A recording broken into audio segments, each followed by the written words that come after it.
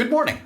Bobby, please read the problem, and Billy, please translate. Flippin' physics. A cart of mass m sub c on a frictionless surface is attached via a string over a pulley to a hanging mass m sub h.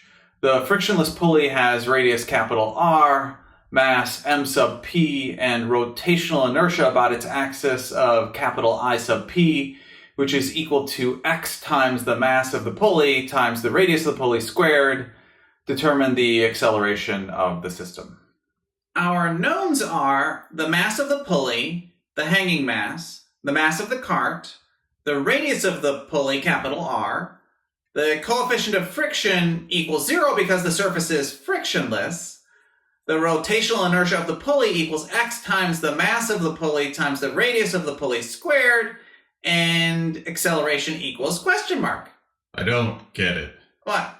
What is x? Most of the moments of inertia we have worked with equal a fraction times the mass of the object times its radius squared. Like about its center of mass for the rotational inertia of a solid disk, x equals 1/2. For a thin hollow sphere, x equals 2/3. For a solid sphere, x equals 2/5. For a hoop, x equals... Okay, I get it. 1. Thanks. How do we know we are solving for linear acceleration and not angular acceleration? I think the general assumption is that unless the question specifically asks for the angular quantity, we are talking about the linear quantity, right, Mr. P? Correct, Bo. That is a good general assumption.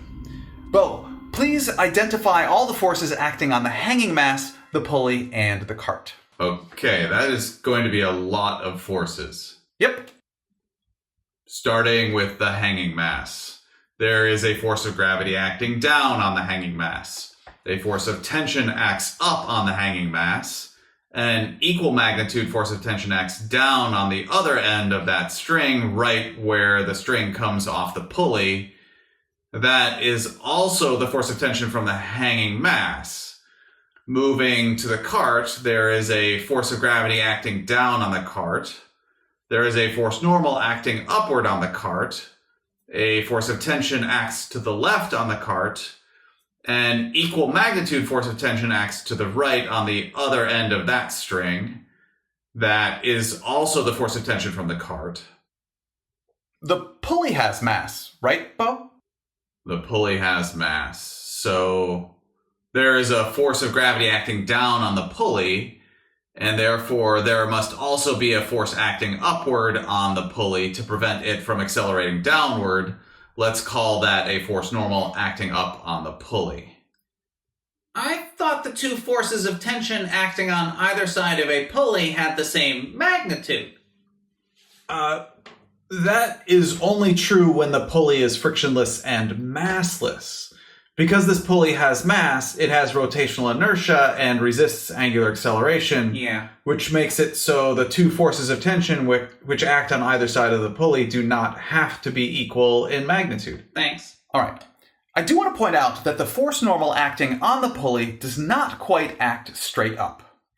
Because the two forces of tension which act on the pulley act down and to the right, the force normal has a magnitude which is slightly larger than the force of gravity acting on the pulley, and the force normal acts up and slightly to the left. Oh, yeah, because the net force acting on the pulley equals 0. Okay. Now, we know net torque equals the derivative of angular momentum with respect to time. Therefore, if we sum the torques acting on the entire system, the hanging mass, the pulley, and the cart, with an axis of rotation at the center of mass of the pulley, that will equal the derivative of the total angular momentum of the system with respect to time. Whoa, the whole system? Yeah. Do the cart and the hanging mass even have angular momentum about the axis of rotation of the pulley? Yeah, remember the angular momentum of a particle equals the cross product of the object's position and momentum? Right. Let's determine the angular momenta of all three objects: the pulley, the cart, and the hanging mass. Bobby, please start by finding the angular momentum of the pulley about its axis of rotation. Sure. The angular momentum of a rigid body like the pulley equals rotational inertia times angular velocity.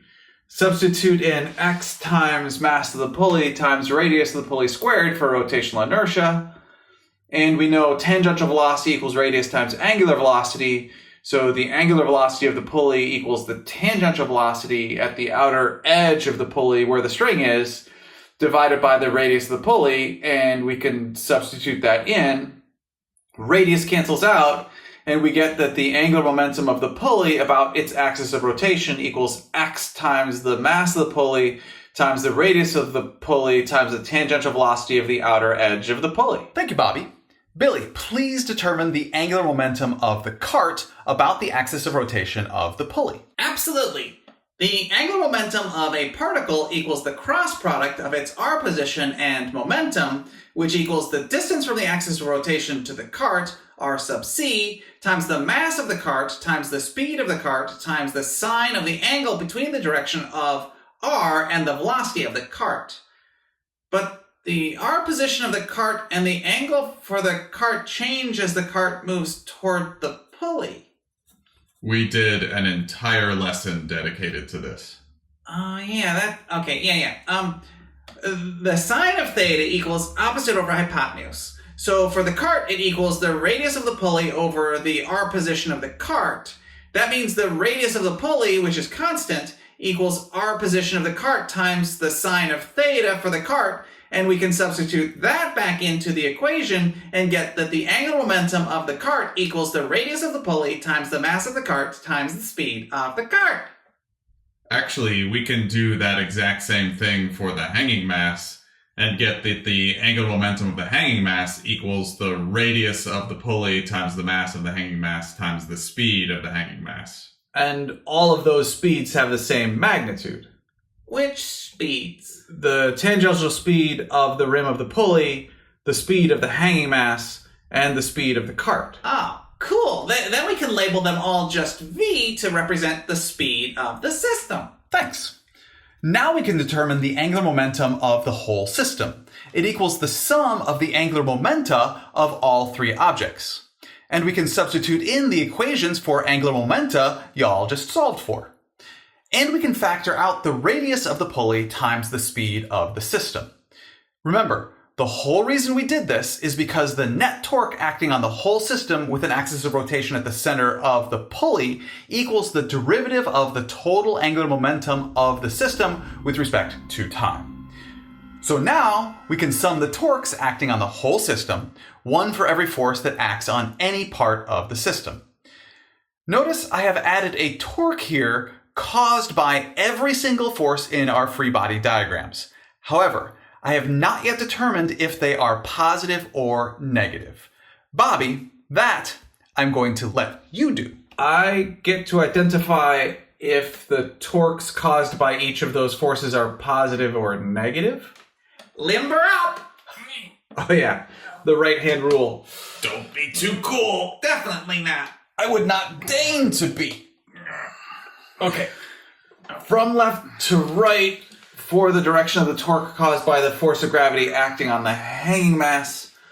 Well, we start the right-hand rule with our right hand at the axis of rotation of the pulley, point our fingers along the r position vector, and then curl our fingers in the direction of the force of gravity acting on the hanging mass, and we get out of the screen, which is positive. Green? Actually, Bobby, could you please define the positive direction? Sure, because the cart moves left, the hanging mass moves down, and the pulley rotates counterclockwise from our vantage point. Let's define all of those as positive directions. We show that by adding a quarter circle with an arrow and a plus sign to our diagram. Is that good, Mr. B? Yep. Thanks, Bobby. 8 more torque directions to go. Yeah. For the direction of the torque due to the force of tension acting on the hanging mass, we again start at the axis of rotation of the pulley, point our fingers along the r position vector, and curl our fingers in the direction of the force of tension acting on the hanging mass, and our thumb points into the screen, which is negative. For the torque caused by the equal magnitude force acting on the other end of the string, we get a positive torque. For the torque caused by the force of gravity acting on the pulley, the right-hand rule does not work because the force acts at the axis of rotation, which makes the r distance 0, which makes that torque 0, and 0 does not have a direction. The same is true for the torque caused by the force normal acting on the pulley. It equals 0. Next, we have the direction of the torque caused by the force of tension acting on the pulley caused by the cart. Starting with our fingers at the axis of rotation, pointing along r and curling in the direction of the force of tension. Thumb points into the screen, which is negative. The torque caused by the force of tension acting on the cart is positive. For the torque caused by the force of gravity acting on the cart, the torque is negative, and the torque caused by the force normal acting on the cart is positive. And I think those are all the directions of all 9 torques. Nice! Yes, well done, Bobby. Now, there are a bunch of torque pairs here which cancel one another out. One example is the 2 torques caused by the forces of tension from the cart. The 2 forces of tension from the cart are equal in magnitude, and the 2 torques are opposite in direction, and because the radius of the pulley equals the r vector for the cart times the sine of the angle for the cart, the 2 torques caused by the forces of tension from the cart are equal and opposite and cancel one another out. The same is true for the 2 torques caused by the force of tension from the hanging mass. The 2 torques are equal and opposite and cancel one another out. And then there are the torques caused by the force normal acting on the cart and the force of gravity acting on the cart. The acceleration of the cart in the y direction is 0, therefore the net force in the y direction on the cart is 0, and the force of gravity acting on the cart and the force normal acting on the cart are of equal magnitude. And because both torques have the same magnitude lever arm, the minimum distance from the axis of rotation to the line of action of the force, those 2 torques are also equal and opposite and cancel one another out. In other words, the only torque which remains is the torque caused by the force of gravity acting on the hanging mass. Wow. Whoa. Exactly. Bo, please take it from here. Take what from here? Solve for the linear acceleration of the system. Oh, right. That's what we're doing. Okay. We can substitute r position times force of gravity times sine theta for the torque caused by the force of gravity on the hanging mass. We can substitute in the equation we got a long time ago for the angular momentum of the system. We already know r position of the hanging mass times the sine of the angle for the hanging mass equals the radius of the pulley. So substitute that into the torque equation, and force of gravity equals mass times acceleration due to gravity. On the right-hand side of the equation, actually the only variable that changes as a function of time is the speed of the system, so we can take all the other variables out from the derivative, and Everybody brought radius to the party.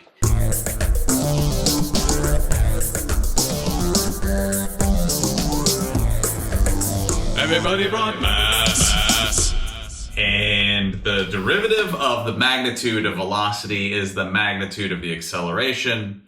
The acceleration of the system equals the hanging mass times acceleration due to gravity, all divided by the quantity x times the mass of the pulley, plus the hanging mass, plus the mass of the cart. Very nice, everybody. We have solved for the linear acceleration of the system. It is important to realize that for the pulley, this is the linear acceleration of the rim of the pulley. At any radius smaller than capital R, the radius of the pulley, the linear acceleration of that part of the pulley is smaller than what we just solved for. Mr. P, Yes, Billy?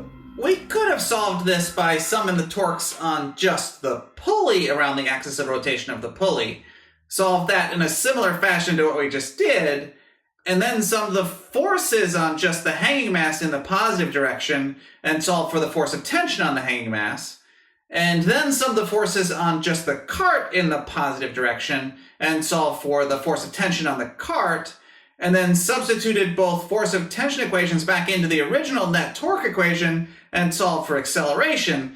That gives us the same linear acceleration, right, Mr. P? That is correct, Billy. Mr. P, Yes, Bo? we could have used conservation of mechanical energy instead, right?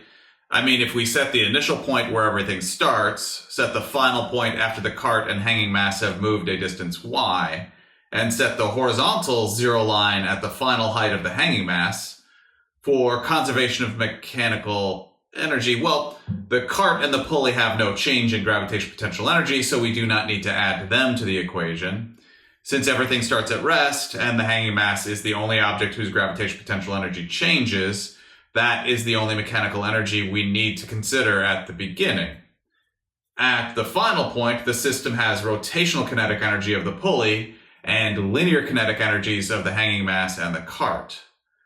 The initial height of the cart is y. The angular velocity final of the pulley equals the linear velocity final of the system over the radius of the pulley. We can solve for the square of the final velocity of the system. Because the net force on the system is constant, the acceleration of the system is constant, so we can use the uniformly accelerated motion equation, velocity final squared equals velocity initial squared plus 2 times acceleration times displacement. Substituting the equation for velocity final squared, initial velocity is 0, and the displacement of the system is y, and we get the same linear acceleration of the system we solved for before. That solution works too, right, Mr. P? Yes, Bo, that is also a valid solution. There are often multiple ways to solve physics Mr. P, problems. Yes, Bobby? we need to test to see if the physics works, right? Yeah. Sure, we can do that. I measured the mass of the pulley to be 3.62 grams. The hanging mass is 25.0 grams. The mass of the cart is 271 grams. And x for this pulley equals 0.91. Plugging all those numbers into the equation for linear acceleration gives us 0.819353, or 0.82 meters per second squared with 2 sig figs. So, 0.82 meters per second squared is the acceleration we should expect to measure. This is a graph of the measured magnitude of the acceleration of the cart, and therefore the system as a function of time. The average of the acceleration once the cart reaches its full acceleration is 0.790752, or roughly 0.79 meters per second squared. Using our relative error equation gives us a relative error of roughly negative 3.5%. The most likely culprit for our observational acceleration being slightly less than our predicted acceleration is friction between the cart and the track, and in the axle of the pulley, which we neglected. However, I would call that a small relative error. I think that means The physics works. The physics works. The physics works. The physics works. The physics works. Thank you very much for learning with me today. I enjoy learning with you.